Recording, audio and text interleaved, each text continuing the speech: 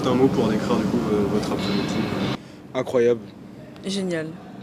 Là j'ai appuyé, ça s'enregistre. Bonjour, je m'appelle Prince.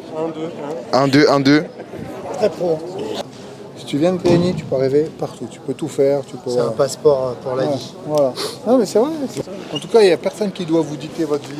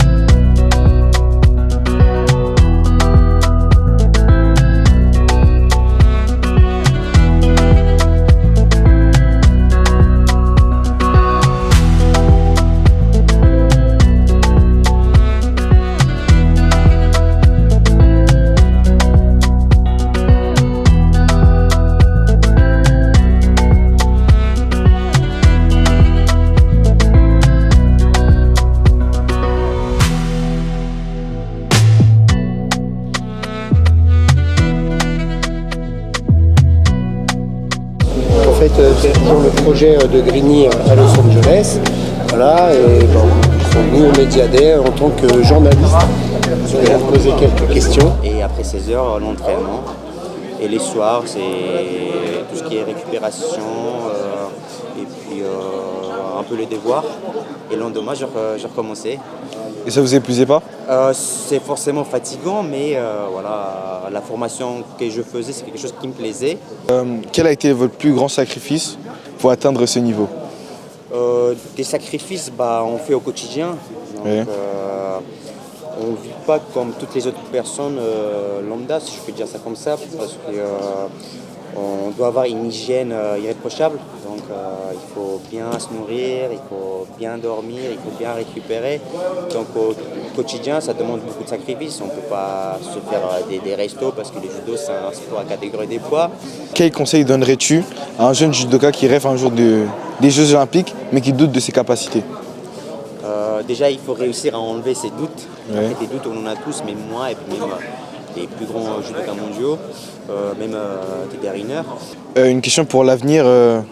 Après une expérience olympique, comment se fixe-t-on de nouveaux objectifs? Donc, les Jeux Olympiques, ça prend beaucoup de temps, beaucoup d'énergie parce qu'on prépare pendant 4 ans. Mais on sait pas forcément, on prépare, mais on ne sait pas forcément si on va être sélectionné et on va y aller vraiment. J'ai déjà fait 2 Jeux Olympiques, donc j'ai fait les Jeux Olympiques de Tokyo, Paris, et à chaque fois j'ai pris quelques mois pour souffler, passer du temps avec ma famille, faire des choses que j'ai pas pu faire pendant Ces 4 années. les 4 ans à chaque fois. En tout cas, merci à vous Merci pour vos questions. nous avoir donné votre temps. Avec Merci plaisir. beaucoup. Merci. Merci. Au revoir. Merci bien.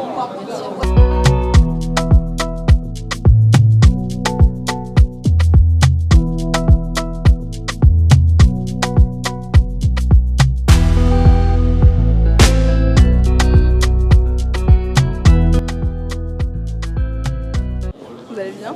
Oui, ça va et vous? Très bien, très bien. Question, qu'as-tu ressenti la première fois que tu as représenté ton pays et porté la médaille au JO? J'étais hyper fière, hyper contente parce que c'est la concrétisation de beaucoup de choses. Une médaille au jeu, c'est pas tout le monde qui est médaille olympique et c'est beaucoup de travail. Du coup, j'étais vraiment très heureuse. Comment gères-tu le stress juste avant de monter sur le tatami? Je dirais que le stress, je le gère grâce à mes routines, mes habitudes. Donc j'essaye de faire en sorte d'avoir on appelle ça des ancrages que j'ai l'habitude en fait de faire tout le temps et qui me rassurent. Et après, je fais beaucoup de prépa mentale aussi, donc pour pouvoir travailler un petit peu cet aspect-là, d'être prête un jour, à un moment à cette compétition. Donc c'est quelque chose qui est normal, le stress, il faut savoir.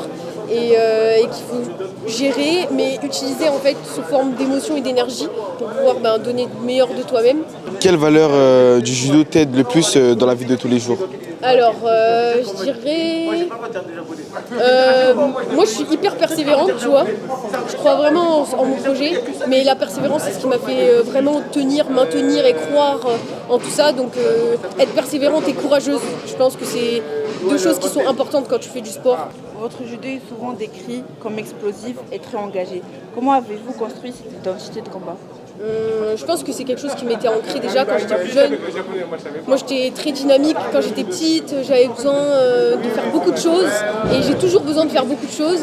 Et du coup c'est quelque chose qui me ressemblait, c'est devenu assez naturel d'être explosive, agressive et engagée dans tout ce que j'entreprends. Voilà. En tout cas, merci pour Merci à vous, c'était cool. Moi, je m'appelle Prince Beni Ibalayama, j'ai 14 ans, je suis en 3e et je suis en classe judo. Bonjour, moi c'est Yasmine, j'ai 13 ans, bientôt 14, je suis en 4e et je suis au collège Pablo Neruda à Grigny. Je suis à la section de judo aussi. C'est la première fois pour moi, en tout cas, d'être venu à l'INSEP. L'installation, elle est magnifique, c'est très très très grand. On a l'impression d'être dans une ville. Pour moi aussi, c'est la première fois que je suis à l'INSEP. C'est super grand, je ne m'attendais pas que ça soit aussi grand que ça.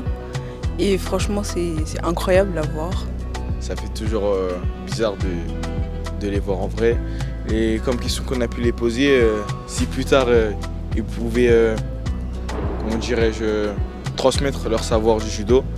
Et pour un, il pourrait, il le voudrait. Et pour une, elle ne le sait pas encore. On a posé des questions sur le stress, comment ils gèrent leur stress avant les compétitions, comment ils alternent entre la carrière du judoka, le sport et tout, et leur famille, leur vie à l'extérieur. Et ça fait extrêmement plaisir de pouvoir poser des questions et qu'ils puissent nous répondre. Ça nous fait grandir.